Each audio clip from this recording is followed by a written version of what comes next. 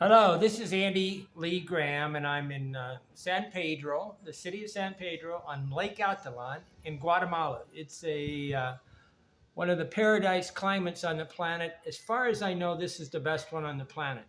I've I'll be here till about January 30th or something like that, and then I hope to go to either Cuba or Cameroon, Africa. But I'm here and you're not. Why not? Okay, so I've traveled nonstop for 25 plus years. I've lived abroad for 25 plus years in 114 countries. Okay, today I want to talk about cities I can walk across. Okay, people choose tourist destinations and they do it for many, many different reasons, and it's normally not for living, okay? It's really for just the checklist of the things that they want to do, okay? I choose cities for living and as opposed. This is going to be part of a book that I'm writing about, kind of referencing Henry David Thoreau's Walden, living for 2 years, 2 months, and 2 days on Walden. I've lived for 25 years, 114 countries, and worked about the same as Henry David Thoreau. But cities I can walk across. Okay. In 2003, I became angry. I was at home, and I found a car I could sleep in, like one of these SUVs that had a hatch and you could lay down in there. It was blue, and I could sleep in it. I could buy it for $700. I was angry, and I was like, but from experience, I know that anger is fear. And I was like, why am I angry? Uh, I felt like I was putting, irons on my ankles and tying me down and giving up my life. On the other side is there's sometimes we have to do what we have to do to travel, right? Because transportation. But owning something is the opposite to me of travel. Okay, owning is having an anchor, and not owning is being free. Okay. It was a month of insanity for me. While living inside the USA for 2 to 3 months, I was lucky to escape with my soul intact. You can understand, I've been free for 25 years. Um, I am not I am not a tourist. I choose locations to live, normally for 1 to 2 months. But sometimes it's 2 days, sometimes it's 3 months. It's always changing. I'm never locked in, and I will not lock in or tell anybody. Right now is the longest I've stayed in anywhere in a long time because my sister is coming down because of on vacation with her son in January. So is another man in middle of December here. Okay, for over 25 years, I have chosen to live in cities small enough to walk across in 20 to 40 minutes. What does that mean? 20 to 40 minutes, I can walk across the cities I live in. And it's not that easy to say how you can walk across the city in 20 or 30 minutes. It's not. It's, it's not like I measure it. I just try to, normally what I do is try to see if it's, say, less than 30 to 50,000 people. If it's more than 50,000 people, I start kind of measuring the city. And you can do that with Google Maps. You can actually do a thing and measure something. But I'm really trying to measure the areas in which I want to do things, okay? There's always this metropolitan area, which is the surrounding community, which is you have two different types of population. You have the city population, then you have the metropolitan, which is a bigger type of thing. So when you see the word metropolitan, it means like the adjoining lands around it. Okay, depending on the population density. Okay, density, everything on the planet. I think Indiana is right around 54 people per square mile. Then they're always normally doing this by square kilometer. But you can pretty quickly figure out uh, the number of people per square mile. Okay, and this is important, okay, because it's human density that causes the problems. Okay, but basically this amount of territory, something that I can walk across in 20 or 40 minutes, is the amount of territory that my mind can observe, okay, that I need to observe. Any more than that, and I really have an overwhelming amount of things. Okay, but I need a certain amount of chaos to stay happy, and not too much, or I would be unhappy. What I feel right now is that people's brains are so overwhelmed that they have trouble. I mean, they don't want to answer the phone. They basically sign up for everything and they never do any of it. Okay, and this is you got to, like, I am not a member of Twitter or X. I don't really get on Facebook. I hardly do on anything on thing. I just kind of look at a lot of videos on YouTube and watch a lot of movies and read books. But when I get bored looking at the basic city, then I move on. Okay, but if you take a less than 3 mile long city, um, you have a lot of pathways where when you're walking, the pathways are about 3 times more than when you drive. Okay, so in a proper city, you have roads. But walking often, especially in the developing world, you have a lot of pathways and different ways that people walk because there's more people walking than there are people that are driving. But it gives me the enough information that I can be curious. Uh, in a different life, I would get up in the morning, get in my car, turn on the radio, and drive to work. I have always lived less than 15-minute drive from work. Okay, why? In my opinion, the time I spent driving should be added to the amount of time I worked. So if I had an hour drive and an hour return, I worked 10 hours a day. So I normally worked 8 hours and a half, okay? But the amount of time it takes to leave your house, get to work, and come back is the amount of time you work. It's not just the hours you work. A lot of people don't factor this in there, and they're awfully stressed out living in big cities. Thank the good gods I escaped the 9 to 5 lifestyle of the normals. Okay, I haven't lived like a normal person for 25 plus years. Okay, but when driving from, example, Orland, Indiana to Angola, which was about 10 miles, there are only so many roads that I can go on. So I can only do it. The advantage of walking around 2 or 3 miles per hour, I walk about 2 or 3 miles an hour. Inside the city is have 100 more paths to see. So you quadruple the number of things that you see when you walk. This is kind of important because you go to a country to experience the culture, and if you get in a taxi or a car, you basically whitewash the culture, and you don't really understand. You're not having an interface, right? You're basically only knowing a car. People always act like they like airplanes. Airplanes have zero interface with what you're traveling through, right? You don't really see the bottom of you don't see outside the window and see anything of thing. The best vehicle to be in my opinion, is a pretty high bus up high. That way you can see. Cars are really too low to see out over the horizon.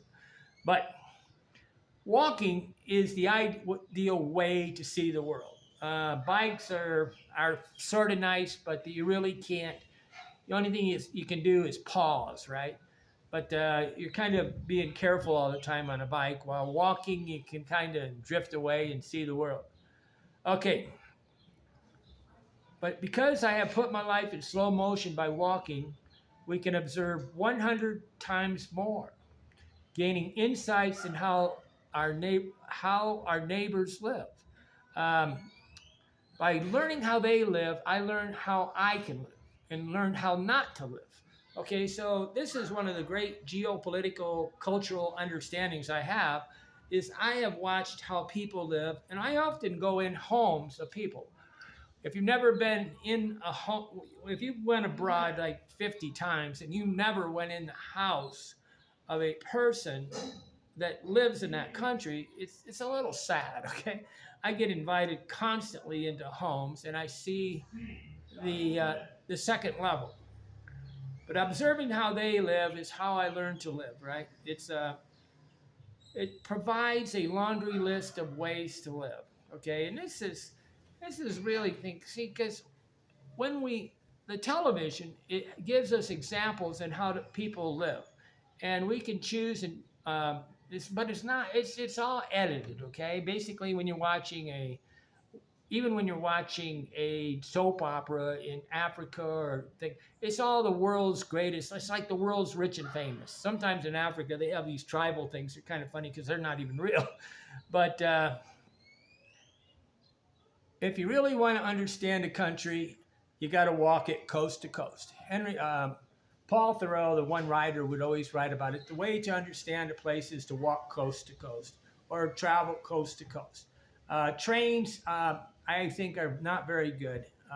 They move too fast and they go through these tunnels of grass and you can't really see. All you see is this thing. The best is a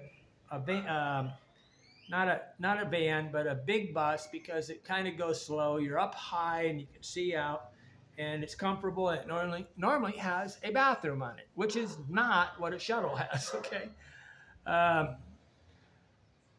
but let's hurry up and avoid living faster. That is what a car does. I love to drive a car 100 miles an hour. I remember when I had my Yamaha, I can't remember if it was a Yamaha 500 or 400, but it was an Enduro, and I used to love to do wheelies. And we would be in Bloomington, Indiana, and try to be shifting into fourth gear on a wheelie. I never could just ride down the road on a wheelie. I never was that good. But this is not transportation. This is an endorphin rush from the idea that you're risking your life, so you have a rush. It's an emotional rush, and a lot of people have still, even at 65, they have an emotional rush of just owning a car. Okay, I got over that experience maybe, I don't know, when I was about 21. I don't really care to drive a car. It just isn't that fun. But I do like to drive them about 100 miles an hour or on a motorcycle extremely fast doing a wheelie. No risk, no rush. But somewhere along the line, I learned how to get a rush by observing people. And it's like going to the mall and endlessly think. So if you're a mall walker and you love to walk around and observe people in the park or whatever, that is the essence of travel in a lot of ways. If you don't like to just look at people and whatever, stay home, okay? Because if you don't like the culture, if you don't like how they live, if you don't like their language, you don't like their religion, what are you doing? Okay, stay home. If I wanted to get scared for fun, I'd go find a big dog, okay? I mean, there's a rush of getting into an argument.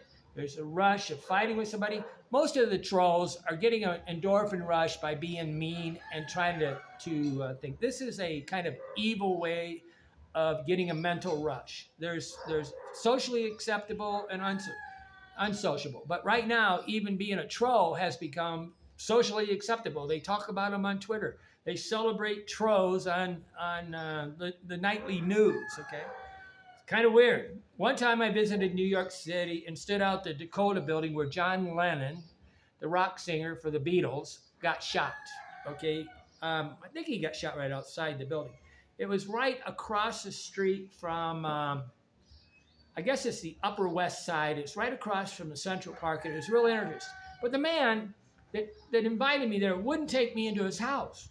And I go, what are we doing? I mean, this is like anal. I'm going like, are you afraid of your wife? Are you afraid of me? Are you afraid? I mean, don't meet people that you're afraid of, okay?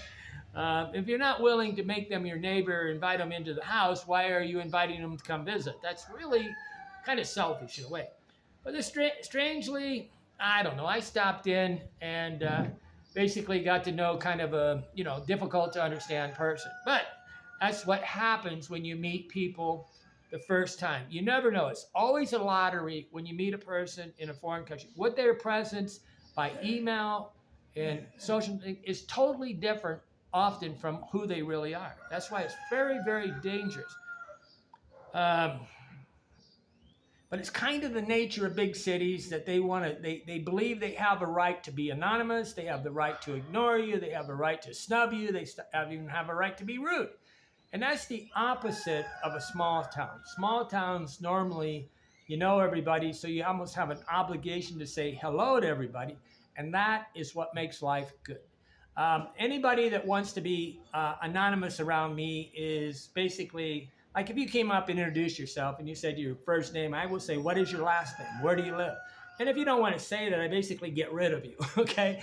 I can't start a friendship out by you being dishonest with me or whatever. Okay. I do understand sometimes girls are afraid, but truthfully, your name has no value. Your picture has no value. But New York City was kind of idyllic. Ideally, I was like I had a really nice time. I really liked Central Park. I didn't get mugged. I didn't get shot. Anything like John Lennon got shot. People get shot and mugged in New York City, right? And I don't know what. I don't know if the homeless people have invaded Central Park or not. Maybe they have. But it was quite a nice time. I have a bucket list goal that I'd like to live in New York City, close to Central Park, for like 30 days, and basically walk that area. I'd probably walk about a distance about 2 miles one way and 2 miles the other way in a concentric circle.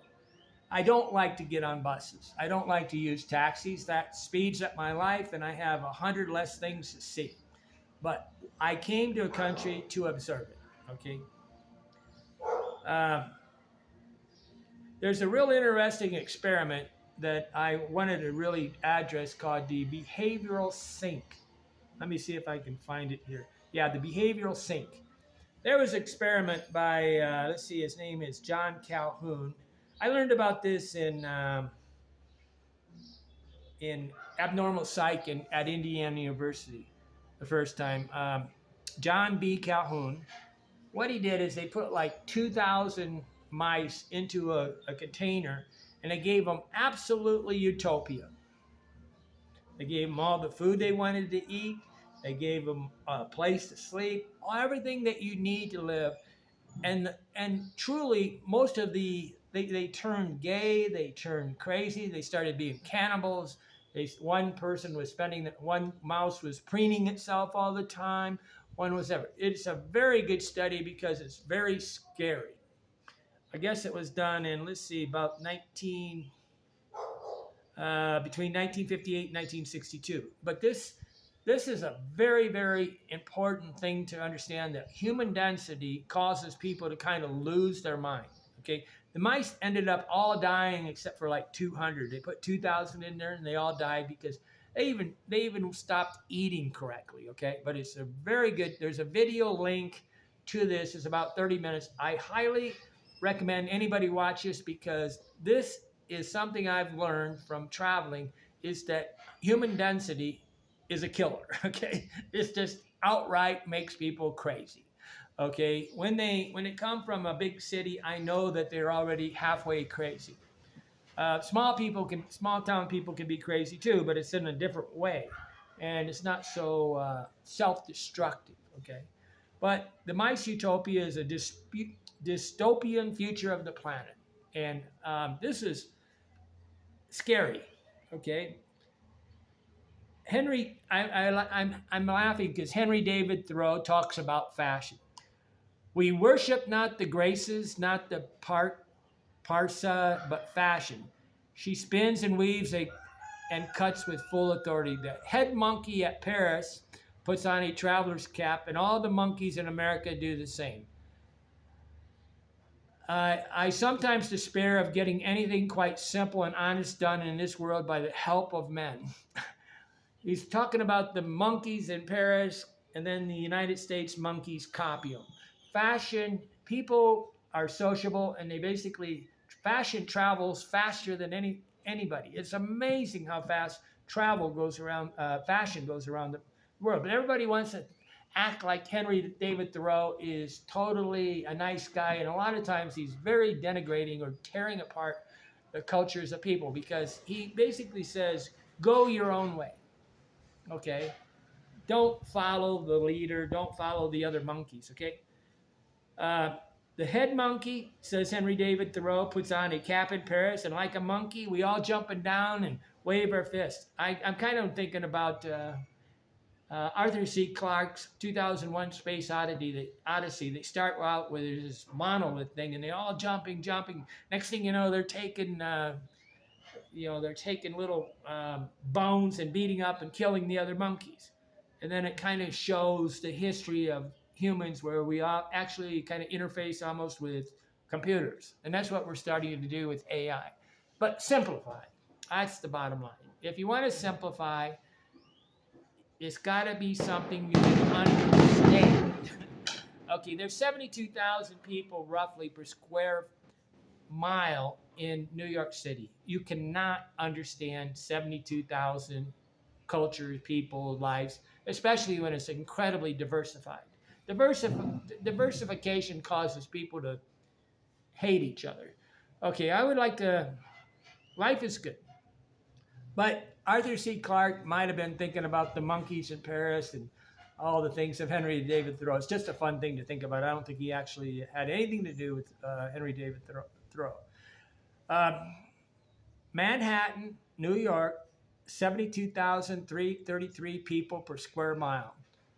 On a 20 to 30-minute walk, that's how many people you're walking through. You kind of understand that that's chaos. That's an overwhelm. But that's, for many, that's a way for them to avoid thinking because their brain is constantly looking at everything and they're not actually having an examined life. You're not having an introspective life. You're not having an examined life. You're just overwhelmed. And this is the addiction of the planet right now, to basically be so overwhelmed that you don't actually have a clear, clean, serene thought. Okay. But I still would like to spend about 1 month there just to complain with authority. Okay. Because I basically denigrate people that live in New York City, Chicago, Los Angeles, Atlanta. Why? We never had a time in our life where we could live in the best place possible on the planet and we had mobility. And what do? Urbanization. Urbanization is almost exponential growth. There are people living in the city that think there's no territory, no land to live on. And actually, Elon Musk talks about it in Jordan Peterson. Depopulation is going to go up to about 8 billion people. Then it's going to start decreasing because Europe and the United States are less than, they're having like 1.8 children. So they're not even replacing the population, and the Caucasian, the white population is definitely going to disappear, and the Islamic culture is going to probably take over Europe and Mexican, and these are going to take over, United States and Canada. And it's going to, whoever has the most babies is going to win, okay, win the cultural battle. It's kind of just, but by 2050, the whole world will be kind of a different culture than you have right now. It's moving that fast because of migration. Migration allows people that have 10 babies to move into your place, and the locals are, once you have Social Security, once you have a retirement plan, you don't need to have 2 or 3 kids to help you when you're old. Okay, but big cities and urbanization. So study the word urbanization. Urbanization is everybody's moving to city. I met a guy in New York City. I stayed at his place, and he was kind of amazing because he was talking about the movie Deliverance as if the people in Indiana were like that. But the people who live in a city have no understanding of the small cities. The best thing you can ever do is roam around any small country, any country. Like, people come to Lake Catalan and they really have never been to any other city. Okay. I've been to probably, 35, 40 cities in Mexico, Guatemala. Everywhere I go, I try to go to many cities. I just spent six weeks in Nicaragua, and I stopped in many cities, okay? And if you want to know your own country and you haven't gone to 30, 40 cities and stayed the night, not just drove through, understood it, you don't really know the country, okay? To know the country, you have to kind of live and eat and drink with the people, okay? But urbanization is a word you use at a cocktail party. My one friend, William he's a college professor. He says, oh, he's a great person to invite to a cocktail party, Andy, because You're always got some tweak, different point of view that you can talk about the world, and we can always have something interesting to talk about. But urbanization is a very big problem. It's not overpopulation, it's urbanization that's a problem. Overpopulation is not a problem. They said that you can put every single human in the state of Alaska, and there's room for them to live there. There's unbelievable amounts of wide open spaces. If you look at the lake here, there's hardly anybody living in these mountains. Uh, it's kind of funny because everybody acts like they're crowded. It's because they're in the city and they can't empathize that the city is chaos. And but study human density and just choose a place that is easy to go live. Urbanization refers to the concentration of human populations in discrete areas. Um,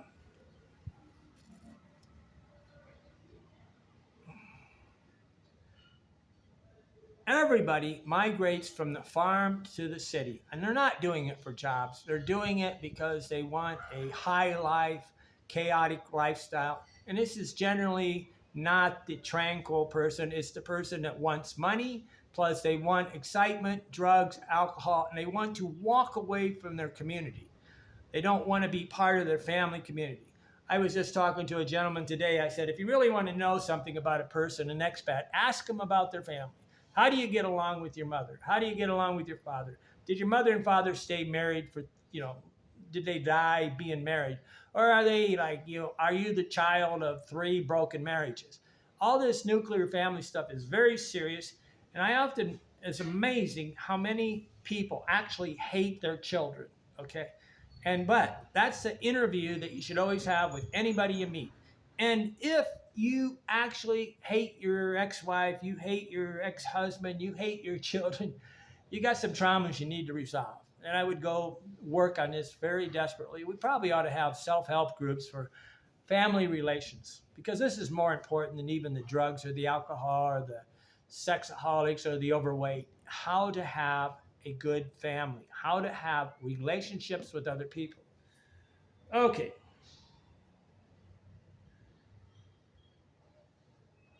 All the monkeys on the planet are putting on the same hat at the same time, moving to the city and calling it human progress. They're all going the wrong way. The geese can all fly the wrong way. It's possible. What is happening and all the anger, the cancel culture you're seeing is because of big cities. It's not really, the dominant thing that happens in small communities. You can't really cancel a person that lives in a small town with you. You have to learn to be a neighbor, because you have no choice. They can cause you dreadful problems if you make enemies in a small community. Okay. Um, One of the reasons I closed the website, Everyday Hobo or Hobo Traveler, is that it was quite obvious that the people that were incapable of having a inspiring relationship with other people were on there. There was all the, the malcontents, okay? And I don't want to be the owner or of anything. And so we were losing money for about 2 to 3 years, and I closed it because it's not the life I want to live. I only have one life. But complexity is the opposite of simplicity. So when you see complexity, yeah, it's interesting. It's thing. I read or do something that's very complex, but then I let go and I go do something else. I don't spend my whole life addicted to complexity. It's the opposite. A big city is complex, a small city is simple to understand, and it's really a better representation. It's like I'm always embarrassed when a man or woman says, "I went to the United States and I visited Miami, New York City, and Chicago," and I said, "Well, I don't know. New York's the asshole of the country. Chicago's the bottom of our feet." I mean, these countries, these big cities are not even American, okay? I went to Australia and all the people I saw was Chinese. It was embarrassing. I don't know, where's Crocodile Dundee? It was absolutely a Chinese culture. And I didn't come to Australia to see a bunch of Chinese people. If I wanted to go see Chinese, I'd go to China. But the cultures are disappearing because of this idea of diversity, and it's damaging the world. There's no longer a commitment from family to family to family, friend to friend, people to people. It's a problem. It's the pandemic on the planet that we all go to. We don't talk to each other and we go live together. We don't talk to each other and go live each other. Think about it. We all go live together, but we won't talk to each other. You're in a big city. It's amazing. Okay, but if the size of the city you want is about less than 3 miles across, probably under 50,000 people, and the quality of life just quadruples. Okay, and if you want to slowly meander around the planet, you have to choose places like this, and it's quality of life. Then when I'm inside a city, I choose what I call the traveler's nest, close to the Central Park, close to the supermarket, close to the things that I like to do every day, that I can walk. If I have to take a taxi, this is one reason I really despise Airbnb. There's big, fat, really obese, incapable walking people living in Airbnbs, and there's not even a taxi that comes close to these people. They're isolated, and they won't tell you where you're going to live. You need to be able to have transportation, and if you can't walk really good, Airbnb is a horrible thing. I can talk about hotels that are here on San Pedro that are impossible to live unless you're under about 40 years old. And they're supposed to be luxury hotels. A luxury hotel is a place where you drive up in front, the bellman comes out, picks you up, and for $45, that's what you deserve. Okay, but everybody won't complain about, the more they pay, the less they complain. Okay. Why are we in such desperate haste to ignore other humans? It is sure a waste of life. Why are we in such desperate haste to live with a bunch of people we ignore? It's a waste of your life. Okay, I'm Andy Lee Graham. I'm all about trying to help you to try to make the choices to live a good life.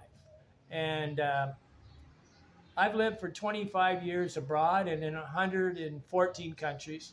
And the art of this, and the reason why I don't go home is because my life is better here than it is in the United States. Why? Because it's more sociable. Okay, I'm a social person, and I like people, and I go meet with other people. Like this morning, we went to this coffee shop called, I don't know, the Idea Connection, I guess. And we sat around and had two or three of us were sitting around talking, very, banter, fun, joking. It was a great time. Then at noon, I went over to Smoky Joe's. They're now open for lunch. Tomorrow I'm going to go to Taco. They got a swimming pool. I laid in the sun for about an hour. But the song by Frank Sinatra, New York, New York, is to me what a loser would listen to. New York. I want to be part of it. Right to the heart of it. I want to wake up in a city that never sleeps. I want to wake up in a city, top of the heap. He's basically, I want to make a brand new start of it. And that's what people do. They go to the big city to make a brand new start. But if I can make it there, I can make it anywhere. But they don't. Is this what life is about? If I can make it? No, you want your children to make it. You want you to make it. You want everybody to make it. So and if I can't make it there, then I'm going to be a loser everywhere. If I can't make it there in the big city, I'm going to be a loser everywhere. It's often said that people go to universities, they should always go to university a little bit lower than what they're qualified so that they basically thrive. You don't want to be in a place where you don't obviously succeed. If you move to a city, are you going to be successful in that city? Or are you going to be, is it a maybe? That's not a quality of life to be maybe okay. Okay, I'm Andy Lee Graham. I'm here and you're not. Why not? I'm on live right now, so I'm going to go. It's kind of, sun's coming up from all over the place. It's about 3 o'clock, 4 o'clock in the afternoon, and life is good. Okay, hit that subscribe button and make my life better.